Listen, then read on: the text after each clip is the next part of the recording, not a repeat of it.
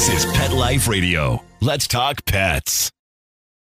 The views expressed by guests on this program do not necessarily represent the views of the host or owners of the Doggy Diva show and do not necessarily constitute endorsement of products. Medical information discussed by guests on this program are those of the guests and is only for informational purposes and should not replace medical advice by your local veterinarian professional. Hi, this is Susan Marie from the Doggy Diva show. This week, celebrating World Vet Day and Hairball Awareness Day. Then, bringing animals and their people from crisis to care, and a thriller with dogs and the Alaskan wilderness. That's what's on our show this week. Let's get to it. Hey, did you hear that? What is that? It's the bark heard round the world. The Doggy Diva show. Here's Susan Marie.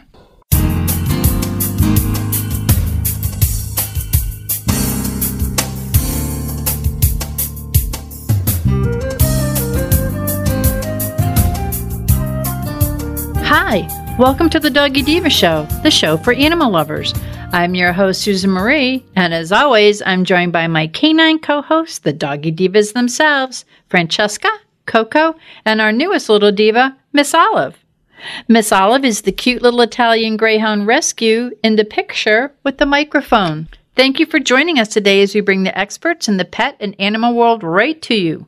Email us at doggydivashow@aol.com. That's DOGGYDIVA show@aol.com. We love hearing from you. So go grab a cup of coffee and your pet's favorite treat, and we'll be back in just a moment. Hey, cat people. Litter box smells always on your mind? Think about your cat, not the box, with World's Best Cat Litter, the litter that delivers big odor control in a tiny package. World's Best Cat Litter harnesses the concentrated power of corn to trap odors deep inside the litter. Ready to knock out smells and use less litter? Find World's Best Cat Litter at Target, Walmart, and in your local grocery and pet stores. Let's Talk Pets on PetLifeRadio.com.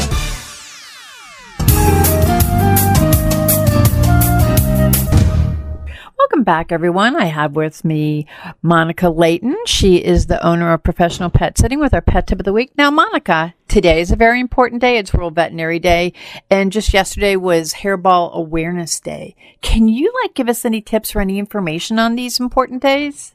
Absolutely. So World Veterinary Day is just a reminder to everybody how important it is for your pets to have veterinary care. And a lot of people, kind of correspond that with vaccines or illness. And there's so much more to veterinary care than that. An annual physical is one of the most vital things you can do for your pet. Oftentimes, the vaccines, go along with that, but it's not the most important thing. You should really have your vet seen or have your pet seen by a vet, to have the heart listened to look at the teeth, look at the eyes, check the ears, check them over for lumps and bumps and masses, anything that doesn't feel right. They should palpate the stomach, see how that feels, making sure they're not feeling any masses internally. All of that is so important to the health and the longevity of our pets. Basic prevention as far as veterinary care can add years onto your pet's life. So that's why I always, talk to people that, when you come in for your annual, it's not just about vaccines. And that's what a lot of us kind of, look at it as. It's really, having that veterinarian look over your pet, giving it a good physical, just like you and I need. They need the same thing to make sure that they stay healthy. And as far as our feline friends, yesterday, of course, was National Hairball Awareness Day. We all love those hairballs. They're always fun, especially when you don't see them and you stumble onto them in the middle of the night. That's what my cats like to do for me. But any cat can have hairball issues. Doesn't necessarily have to be long breed. It can be a short breed. Any cat that's, going to be grooming themselves, which they all do, can have the potential for having hairball issues. So a couple tips for that. Fiber. Fiber is one of those glorious things that work both ways. If they are having loose stool, you can give them fiber to firm it up. If they've got harder stool, you can give them fiber to help push it through. It's one of those things that, have multiple successes with. But hairballs are another one. If you can help push that hair through before it gets stuck, then they're not bringing it back up. So for example, a lot of times pets can vomit after they eat, and that's not always a sign of food issues, even though they'll vomit the food. A lot of times it can be that they've groomed so much that they have a lot of hair in the stomach, and the food really doesn't have any place to go because it's full of the hair and it hasn't been passed through the intestinal tract yet. So that can also be a sign of hairballs. They've got some great preventions out there. They have food. They have like a Royal Canin makes a GI fiber response, which is really good for which is good for hairballs. Science Diet makes a hairball formula. They also have the little liquids that you can give, like the laxatones and the hairball preps. They also have treats that are really easy to give and palatable. So there's so many great things you can do out there to help with that. But anytime you have a situation to where the pet can become anxious, always know that you may have an increase in hairballs, because one of the signs of a cat becoming nervous is they'll excessively groom. So let's say they, take a trip in a carrier. You have guests over, you have people in the house, or you're moving, or you're simply changing furniture around, having the carpets cleaned, anything to where you may have like a worker in the house, anything that changes it up. Cats don't always do well with change. So that can increase the anxiety, and in increasing the anxiety can result in excessive grooming. So if you have any of those changings and you are seeing a bit of vomiting, it may be time to, start with some hairball items. And if that doesn't work, then see your veterinarian. Well, thank you very much, because those are very important things to know. Having had cats, I know that we used to use that laxatone a lot, and we use some of the prescribed food too, because that helped a lot, because I had long hair cats as well as short hair cats. And of course, World Veterinary Day, we love that. So April 27th, Hairball Awareness Day, April 28th, World Veterinarian Day. And Monica, I thank you for bringing these to our attention. Thank you so much. Have a wonderful week. Coming up, new ways to bring animals and people from crisis to care. Stay tuned. We'd like to thank our sponsor for this episode, Rover.com. Rover, the dog people. It's the largest network of 5-star pet sitters and dog walkers in North America. If you have dogs, and like me, you're working during the day and can't get home to walk your fur babies, you can just use the Rover app on your Android or iPhone and find a 5-star dog walker. Book them, favorite them, and even pay them all through the app. And I know if I'm going away for the weekend or even taking a 5-day cruise, I can use the same Rover app to book a pet sitter. By using Rover, my dog walker or pet sitter is trusted, background checked, and is backed by Rover's premium insurance and 24/7 support. And if my dog and I want to meet my pet sitter or dog walker beforehand, we can do that too with a free meet and greet. I personally like that I can get pictures of my dog, a map of her walk, and updates right on the app. It's so cool. We have a special offer for Pet Life Radio listeners too. Get $25 off your first booking by going to rover.com/Pet Life Radio. Pet Life Radio is all one word, and use the promo code Pet Life Radio. So once again, go to rover.com/Pet Life Radio. Pet Life Radio is all one word, and use promo code Pet Life Radio. 3 words for the code, and get $25 off your first booking. It's a pawsome deal. Let's talk pets Let's talk pets on Pet Life Radio. Pet Life Radio. PetLifeRadio.com.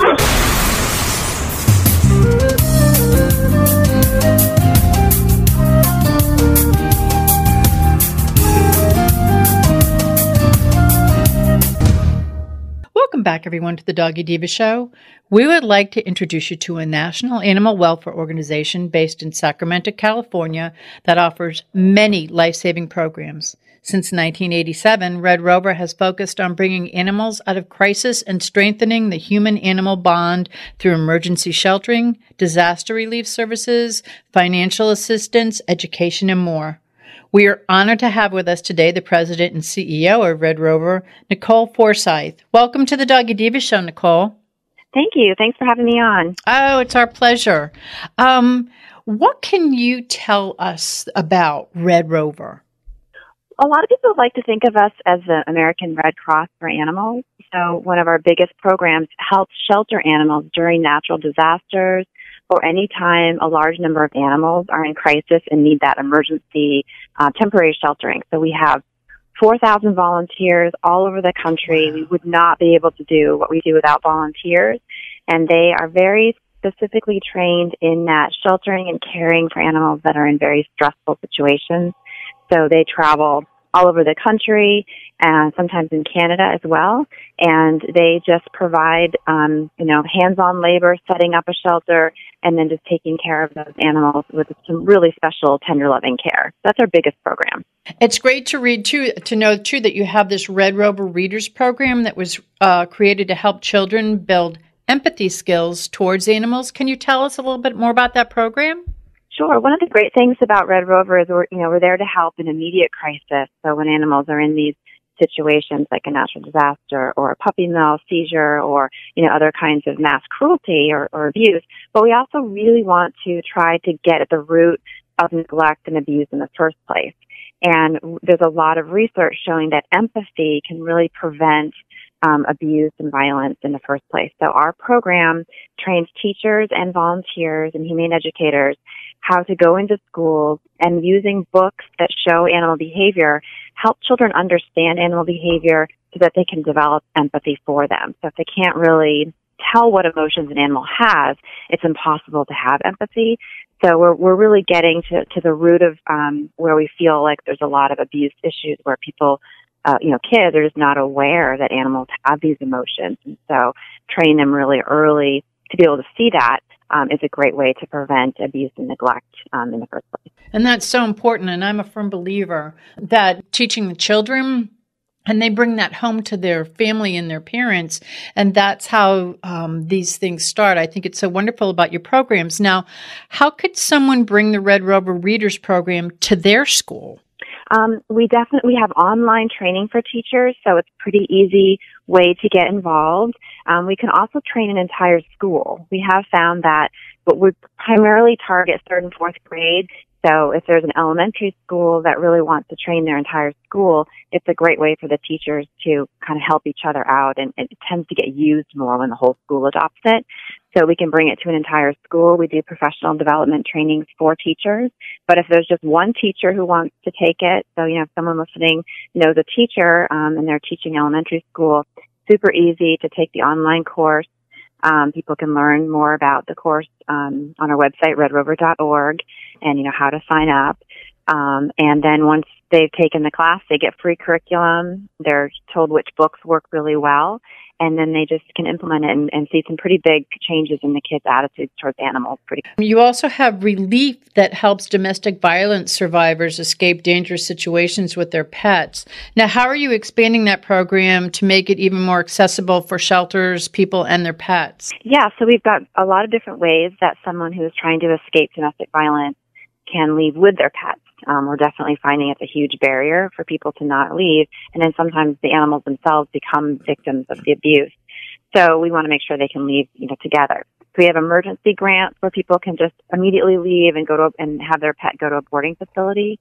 But we're also working with domestic violence shelters to help them build resources in their community for these pets. So whether it's an on-site facility at their actual shelter, which is ideal because you want them, to be close by if at all possible.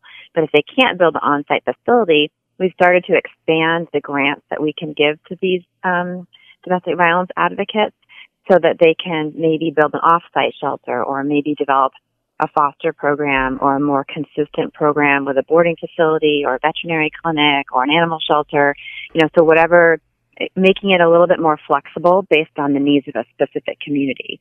So we're pretty excited. We've increased the amount of those grants. there's just a lot more interest in making sure these pets are helped. So that's exciting to see this change across the country. And our goal is to get all 50 states to have an on-site shelter that accepts pets. And we've got 9 states left to go. So. Wow, that's what I was just going to ask. Does every state have a domestic violence shelter that can house animals with their owners? It's so important because the pets are a part of the family. They are. And we've got a really easy website for anyone to recommend. So that's called safeplaceforpets.org. And people can go to this website, type in the zip code, and then find what resources are available in their community for bringing pets to, if it's an emergency, domestic violence. Last year, we had a highly impactful year of natural disasters across the country. We're in Florida. We were impacted by it. All across the country was impacted by all of these natural disasters. Can you tell us about your Red Rover Responders program? Sure. Yes, we had a very active year last year between the hurricanes, Harvey and Irma and Maria. We were involved in all of those. And so what we typically do is we respond at the request of a community. So depending on what their needs are, we work with a national organization that's a coalition of all the different animal welfare groups that do animals in disasters. So we also work with them to make sure we coordinate our efforts. And then our volunteers go to that area, and they're all different. So, for example, in the case of Hurricane Harvey, they had the human evacuation shelter set up, and we were able to set up the animal shelter right next to the human evacuation center so the people could come and visit.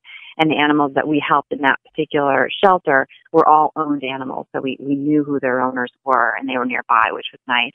And it provided an incredible, service to them to not have to worry about their pets when they were dealing with such a horrific situation. So that's kind of classic case of what we do in a natural disaster, but everyone is different.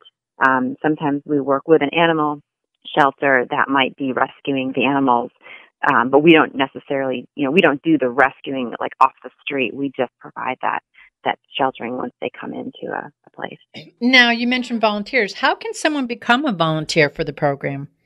At our website, redrover.org, there's a page about the Red Rover Responders program, and it has lots of details about, what to expect as a Red Rover Responders volunteer, and signing up to get email alerts to find out when there's a training in your area is a great way to, to find out. We can also set up a Responders volunteer training workshop in a local community if there's enough interest. So that's another way to do it. But those are in-person trainings. So that is something people have to kind of sign up and find out when there's going to be one close to them. Well, and we're just getting ready to enter hurricane season. So down here, I hope that people do volunteer for the program. For the listeners who may want to make donations, you do so much. You are doing a lot across the board for animals and humans. Can you let the listeners know where they can go to make donations to Red Rover? Sure. redrover.org, super easy. Monthly donations are a fantastic way to provide that sustainable, ongoing support. And it minimizes our costs for printing, and everyone can feel like, their money is really going directly to where it matters the most. So when people go to our website, we've got a big donation button. So super easy, and monthly donating is like an incredible way to provide that ongoing support. So for the listeners who want to learn more about you, who want to learn more about Red Rover, where can they go? redrover.org, and also we're involved in pretty much every social media channel. So if people want to just get to know us a little bit better, we're on Facebook, we're on Twitter, we're on Instagram, Pinterest, YouTube. People can check out the videos of our work. And it's a wonderful way to get to know us as well through that social media. Well, I'm so glad that we got to let the listeners learn about your organization. It's such a phenomenal organization. You touch so many aspects of life. I want to thank you, Nicole, for being our guest today. And I want to also thank you for all that you're doing for the animals and that human-animal bond. It's through your emergency shelters, your disaster relief, the financial assistance, and the education out there. You're doing so much. I really hope the listeners go to redrover.org and learn more about you, because what you're doing is absolutely phenomenal. And I want to thank you very much. Thank you so much. Thank you. We'll be back in just a moment.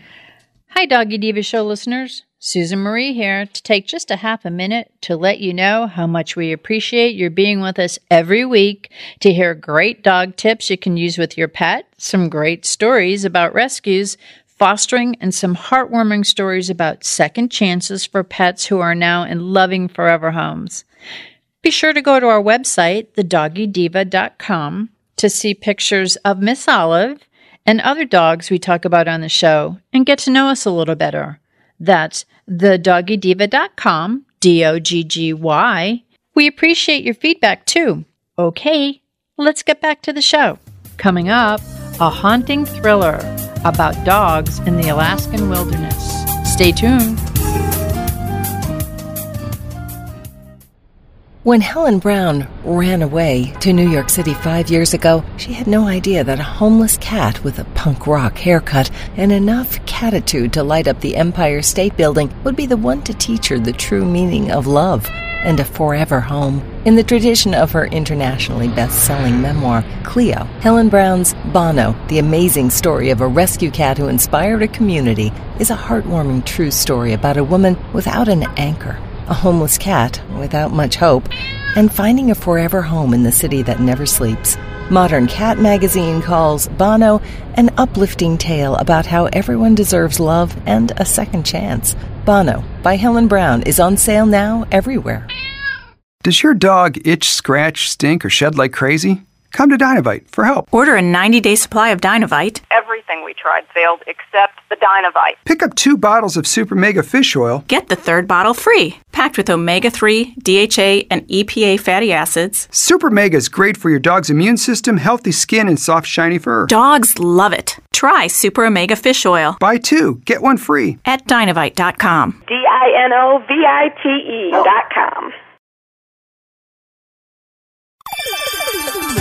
Let's Talk Pets on PetLifeRadio.com.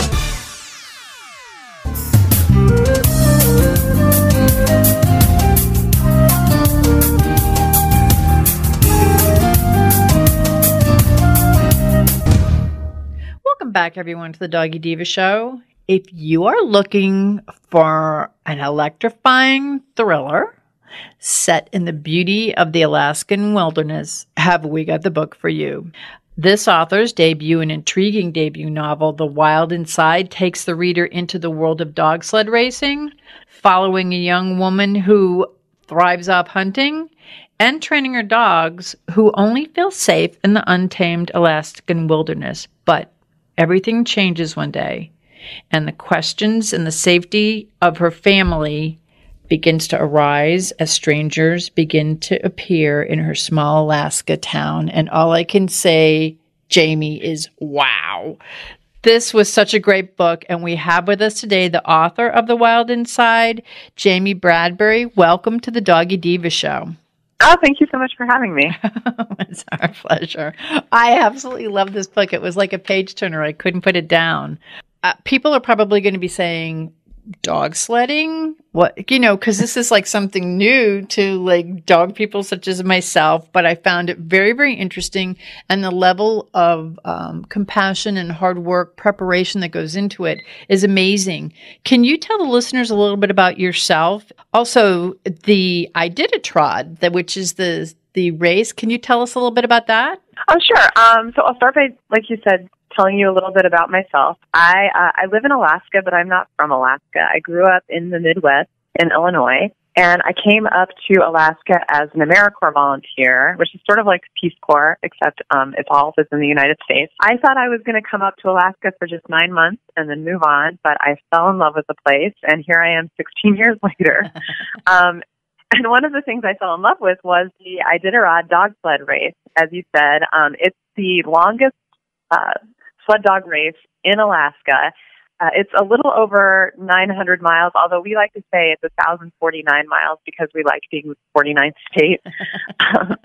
And yeah, it's just a phenomenal event. I mean, anywhere between 40 to 70 mushers compete every year with teams of 16 dogs each.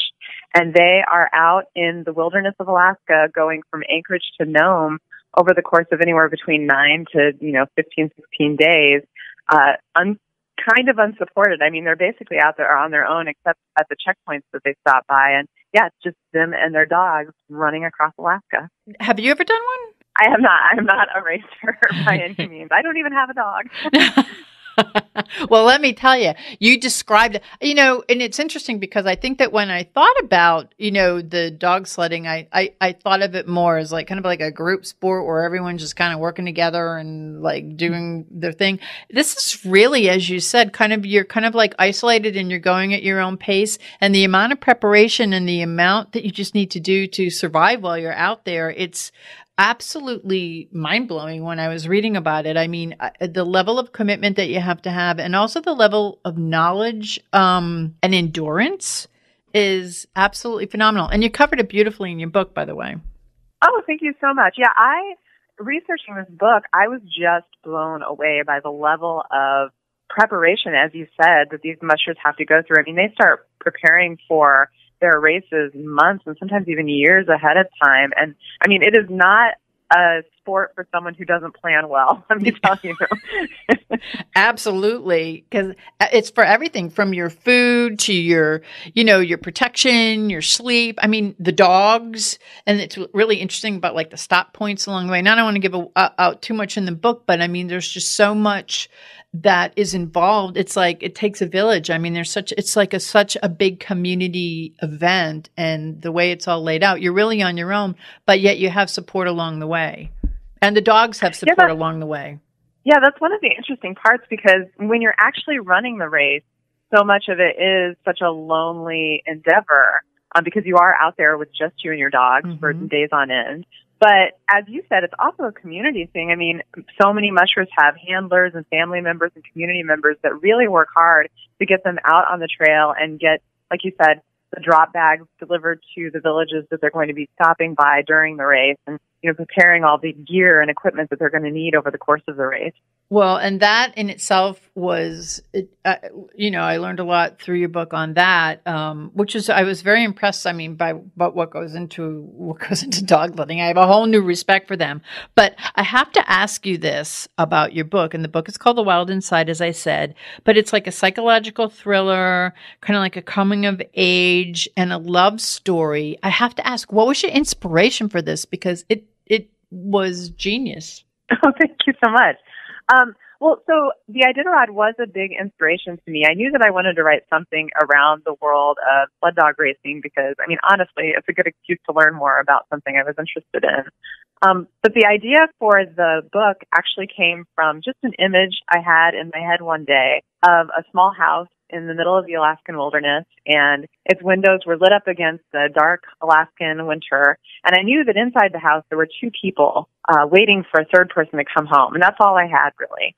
So I thought about that image for a long time, and of course Alaska just inspired me with its great beauty and its isolation and its wilderness.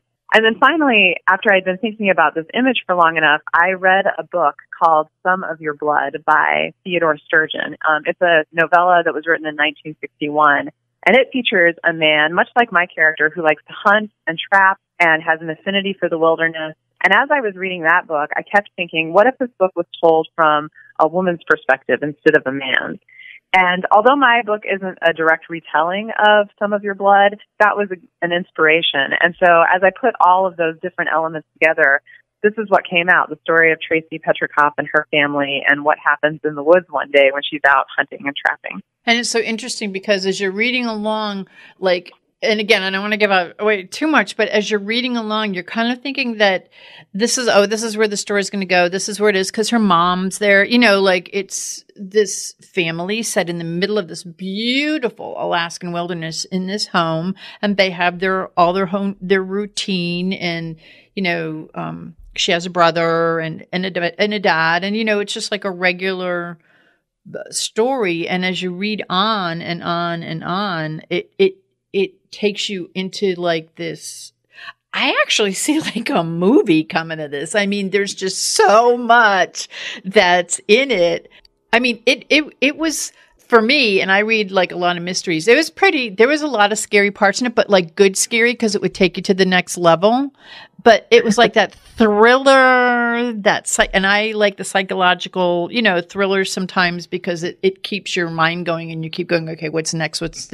I mean, I was going what's next to the end of the book. That's, that's how it like keeps the reader intrigued. Why don't we give like a quick overview of what The Wild Inside is about, kind of incorporating, I guess, all of those members without really, you don't want to give out too much, but it's like, oh God. Sure. So The Wild Inside is the story of a young woman named Tracy Petrikoff, and she loves, more than anything in the world, she loves to trap and hunt, and she loves racing dogs. Her dad is an Iditarod champion and a musher, and she wants to follow in his footsteps. But she's also a bit of a loner. She likes to hang out in the woods, and she really prefers to be out there alone with no one else around. And one day, while she is hunting in the woods, she comes upon a stranger, and she's knocked unconscious. And the next day, she sees that same stranger emerge from the woods, bleeding from a knife wound, similar to the kind of wound her own knife might make. And so she has to ask herself, because she doesn't remember what happened, is she responsible for this man? Who is he? What does he want from her family? Why is he in the woods behind her house? As her family becomes entangled with this man, she's also training for her very first Iditarod. She's run several races in the past, and she's finally qualified for the Iditarod. And so as she's gearing up for that, as you said, another stranger happens upon the family, and they become entangled with this one as well, and they have to ask themselves, are these two people related? Do they know each other? Are we getting in too deep into their lives? Are they getting in too deep into ours? And so as these mysteries are kind of unfolding, Tracy's also remembering her mother who's died recently, and she's thinking about the secrets that her own mother took with her when she passed away, which do affect the family over the course of the novel. And it's so true because all of that coming together, and the mom does play a big part in it, but she has passed away, but there's like so much with these characters coming in, how it just changes everything, and it just like, it's kind of like being on a sled ride. You just keep going. It's like, okay, go, take me, Jamey. And that's like where the book was. It was like being on my own. I did a try. But it's so good. And I want the listeners to be able to find out where they can learn more about you, and where they can learn more about The Wild Inside and where to purchase it. Oh, sure. So my website is jameybradbury.com. That's JameyBradbury.com. I'm on Twitter and Instagram and Facebook. You can follow The Wild Inside, especially on Facebook. I post quite a bit there. And then The Wild Inside itself is available at most major bookstores, and you can also find it on Amazon. But I would also encourage people to go to their favorite local independent bookstore and request it there, because that always helps. I love independent bookstores. I'm an avid reader. I love them, and I have to tell you that the cover is as beautiful and as intriguing as your story. Oh, I think my publisher did such a great job with the cover. I've done a couple signings, and I think people have come over just because they're intrigued by the cover, and so they start asking about it. Oh, it's so beautiful. I mean, it would be what I would picture to be sitting. I'm sitting in my sled and there's my dog ahead of me and I could see it. I mean, that's what it looks like. It's like guiding me and taking me out there, but I'm sure deep down it means a whole lot more. But once you read the book, everyone, you're going to know what I'm talking about. But again, thank you so much for being a guest on our show today. And I want to thank you for bringing attention to the Iditarod, because I had no idea about it. I mean, I had an idea in my mind about how it went, but I never knew the level of commitment, and I never knew the amount of preparation and the amount of, it takes a village to come together to get this going. So I thank you for bringing that to our attention, and also for writing a book that's absolutely it's thrilling, and I can't wait to your next one. So thank you very much. Oh, thank you. It was a pleasure to talk with you today. I really appreciate it. Oh, thank you. We would like to thank our guests this week. And also, as our Doggy Divas always say, please love your pets because they love you unconditionally. And please remember to adopt, foster, spay, neuter, and microchip. And as always, please have a great Diva week, everyone. That's all for this episode of The Doggy Diva Show. To find out more, go to our website, thedoggydiva.com. Also, find us on our Facebook page, The Doggy Diva Show, and tell your fellow dog lovers about it. Don't miss Susan Marie, Miss Olive, and the Doggy Divas right here for the next episode. See you again soon.